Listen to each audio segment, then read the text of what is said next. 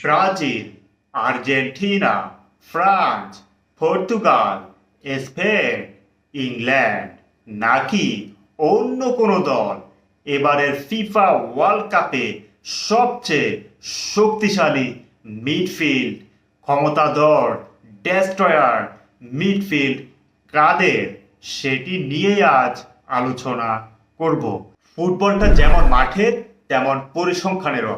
পরিসংখ্যান কিভাবে কাজ করে, ফুটবলে পরিসংখ্যান কতটা গুরুত্বপূর্ণ, আধুনিক ফুটবলে এসে আধুনিক যুগে এসে এই জিনিসটা হয়তো আপনারা খুব ভালোভাবে বুঝে যাওয়ার কথা। তারপরও আমি একটু আসলে আপনাদের ধারণা দিয়ে দিই। ফুটবলের পরিসংখ্যান মাঠে আপনি প্রত্যেকটা সেকেন্ড প্রত্যেকটা মোমেন্ট একটা ম্যাচে আপনি কি করছেন, কয়টা চান্স ক্রিয়েট করেছেন, কয়টা অ্যাসিস্ট, কয়টা গোল, কয়টা সেভ, কয়টা ক্লিয়ারেন্স, কয়টা রিকাভারি, কয়টা এরিয়েল, কয়টা ডুয়েল আপনি ব্যর্থ হলেন কিংবা জিতলে, সেটি নিয়েই এই পরিসংখ্যান তালিকাবদ্ধ করে থাকে। আর সেই লিপিবদ্ধ তালিকা দেখেই কিন্তু পরবর্তীতে দলের স্কোয়াড সাজানো হয়। প্লেয়ার সিলেক্ট করার ক্ষেত্রে কোচরা এটি খুব ভালোভাবে দেখে থাকেন। পুরো মৌসুমে, লাস্ট কয়েক মৌসুমে একজন প্লেয়ার কতটা দুর্দান্ত পারফরমেন্স করেছেন সেটি কিন্তু এই পরিসংখ্যানে তাকালেই কিন্তু কোচরা খুব ভালোভাবে ক্লিয়ার হয়ে যান। আর এখান থেকেই কিন্তু এবার ওয়ার্ল্ড কাপে প্লেয়ার সিলেক্ট করেছেন কোচরা। তার আগে আমি বলে রাখি, আমাদের এই মৌসুমও কিন্তু প্রায় শেষ। ইউরোপিয়ান বলি কিংবা ওয়ার্ল্ডের বিশ্বকাপকে সামনে রেখে বিশ্বের সবগুলো মৌসুম কিন্তু এবার শেষ। তাহলে এখন আমরা বলতে পারি অনেকগুলো দল কিন্তু তাদের স্কোয়াড এরই মধ্যে ঘোষণা করেছে, আর কয়েকটি দল, অনেকগুলো দল এখনো করেনি। কিন্তু এই দলগুলোর সম্ভাব্য মিডফিল্ড কেমন হবে সেটিও কিন্তু আমরা কিছুটা ধারণা করতে পারি। সেটি নিয়ে আমরা আলোচনা করি। প্রথমে আমি ব্রাজিলের কথা বলি। ব্রাজিলের যে মিডফিল্ড, এই মিডফিল্ডের খুব বেশি ক্রিয়েটিভ মিডফিল্ডার নেই, কিন্তু অভিজ্ঞ ক্যাসিমিরো রয়েছেন, যিনি ম্যানচেস্টার ইউনাইটেড থেকে এবার ইন্টার মায়ামিতে যোগ দেওয়ার জোর আলোচনা চলছে। ক্যাসিমিরো একজন ডিফেন্সিভ মিডফিল্ডার, যিনি রিয়াল মাদ্রিদে তার স্বর্ণযুগ কাটিয়ে এসেছেন। ক্যারিয়ারের সবচেয়ে সেরা সময়টা তিনি সেখানেই দিয়ে এসেছেন। অসংখ্য শিরোপা জিতেছেন তিনি, চ্যাম্পিয়ন্স লিগ জিতেছেন খুব সম্ভবত 3 থেকে 4টি। এমন একজন প্লেয়ার যার মাধ্যমে রিয়াল অনেক কিছু অর্জন করেছে, যার নৈপুণ্যে, যার কল্যাণে তিনি যে কোনো দলের জন্য আসলে মিডফিল্ডে বিপক্ষ দলের প্রতিপক্ষের যে আক্রমণকে নষ্ট করে দেওয়া, আক্রমণকে বাধাগ্রস্ত করা, এই কাজটা ক্যাসিমিরো খুব ভালোভাবে করতে পারেন। তারপর আমরা যদি দেখি ক্যাসিমিরোর সঙ্গে আসলে কারা আছেন, তার সঙ্গে আছে ব্রুনো গিমারেজ আর একজন লুকাস পাকেইতা। এই 3জন প্লেয়ার খুবই গুরুত্বপূর্ণ ব্রাজিলের জন্য ওয়ার্ল্ড কাপে। এছাড়া তাদের আরো প্লেয়ার রয়েছে, ফাবিনহো রয়েছেন, অভিজ্ঞ প্লেয়ার, কিন্তু তার বয়স হয়েছে। সব মিলিয়ে হয়তো প্লেমেকার রোলে খেলতে পারেন নেইমার জুনিয়র, তিনি কিন্তু খুব বেশি আসলে ফিট নন। সব মিলিয়ে ব্রাজিলের এই বিশ্বকাপে এটা হলো তাদের মিডফিল্ড। তারপর যদি আমরা আসি আর্জেন্টিনার কথা, আর্জেন্টিনার ব্রাজিলের প্রসঙ্গ আসলে আর্জেন্টিনার প্রসঙ্গটা আসাও খুব জরুরি হয়ে পড়ে, অন্তত বাংলাদেশের প্রেক্ষাপটে। প্রথমে বলে রাখি, আর্জেন্টিনা কিন্তু তাদের খুব ভালো কিন্তু একটা মিডফিল্ড ছিল না লাস্ট ওয়ার্ল্ড কাপেও। তারপরেও কিন্তু তারা কয়েকজন তরুণ প্লেয়ারের অসাধারণ পারফরমেন্সের কারণে বিশ্বকাপ জিতে নিয়েছে। সেই তরুণরাও এবার ওয়ার্ল্ড কাপে তাদের স্কোয়াডে থাকবেন। প্রাথমিক স্কোয়াডে কিন্তু লিওনেল স্কালোনি তাদের রেখেছেন। আর্জেন্টিনার মিডফিল্ডটা কেমন হতে পারে? অ্যালেক্সিস ম্যাক অ্যালিস্টার, লিভারপুলের এই মিডফিল্ডার লাস্ট মৌসুমে খুব বেশি আসলে ভালো করতে পারেননি। হয়তো কোচের কিংবা কোনো না কোনোভাবে তার এই দুর্বলতাটা এবার ছিল, কিন্তু কোচ লিওনেল স্কালোনি তার উপর মিডফিল্ডে আস্থা রাখবেনই, কারণ তিনি এমন একজন মিডফিল্ডার, গত ওয়ার্ল্ড কাপে তার অসাধারণ আমরা গোল দেখেছিলাম, এবং ন্যাশনাল টিমে তিনি সবসময় অসাধারণ পারফরমেন্স করে থাকেন। তার সঙ্গে আরেকজন মিডফিল্ডার রয়েছেন এনজো ফার্নান্দেজ, তাকে চেলসি এই মুহূর্তে অ্যাটাকিং মিডে খেলাচ্ছে। যদি স্ক্যালোনি তাকে লেফট রাইট কিংবা মিডে যে কোনো পজিশনে খেলাতে পারেন।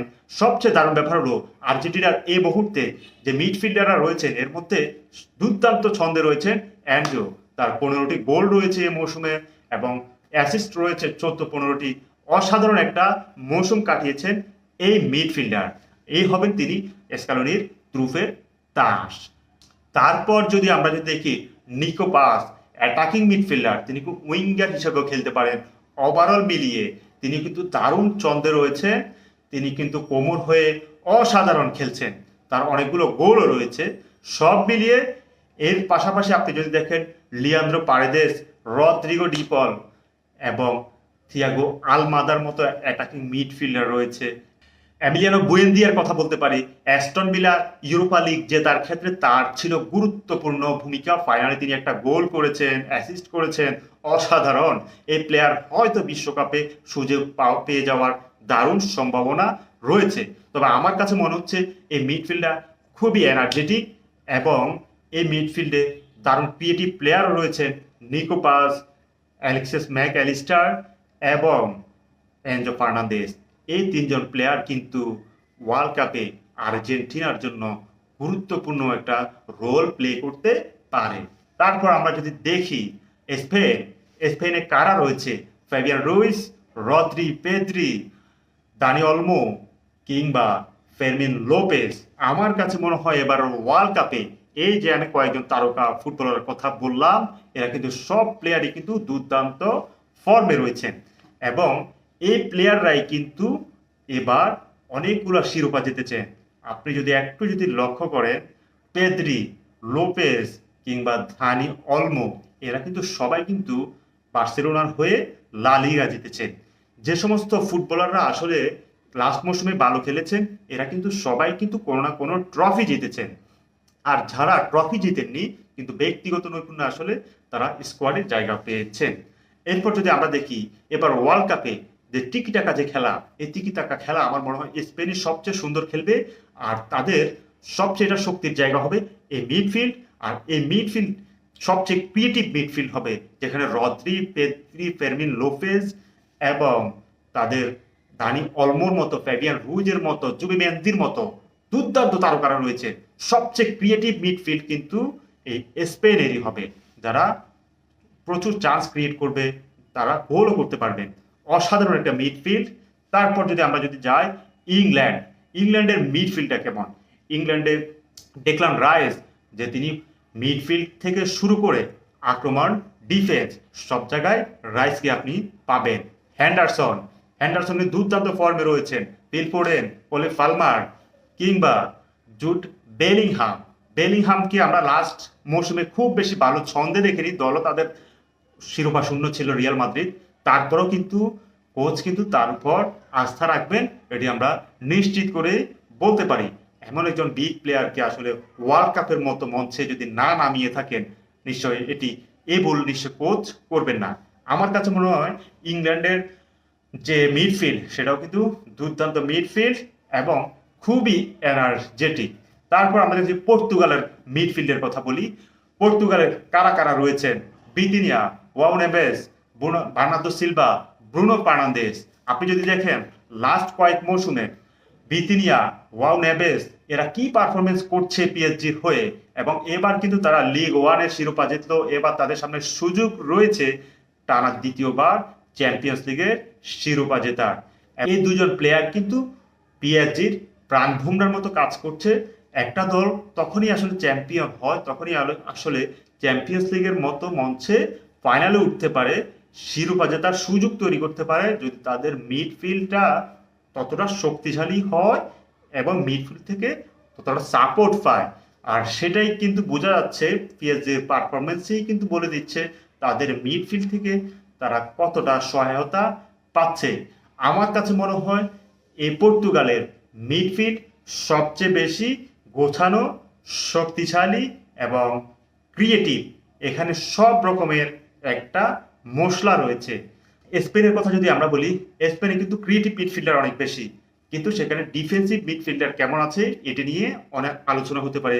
আর্জেন্টিনায় আবার ডিফেন্সিভ অফেন্সিভ দুটাই রয়েছে, তারাও কিন্তু দুর্দান্ত। তারপরে আমার কাছে মনে হয় পর্তুগালের মতো হয়তো অতটা ক্রিয়েটিভ নয়। তারপর আপনি ব্রাজিলের কথা বলি, ব্রাজিলে আসলে ক্রিয়েটিভ মিডফিল্ডারের যথেষ্ট অভাব রয়েছে।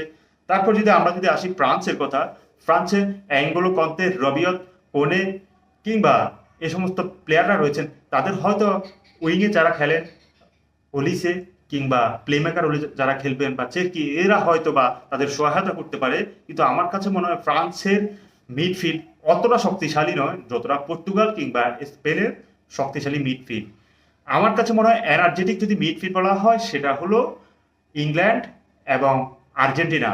আর যদি ক্রিয়েটিভ এবং এনার্জেটিক যদি মিডফিল্ড বলা হয় সেটা আমার কাছে মনে হয় পর্তুগাল। আর যদি শুধু ক্রিয়েটিভ মিডফিল্ড বলা হয় সেটি আমার কাছে স্পেন।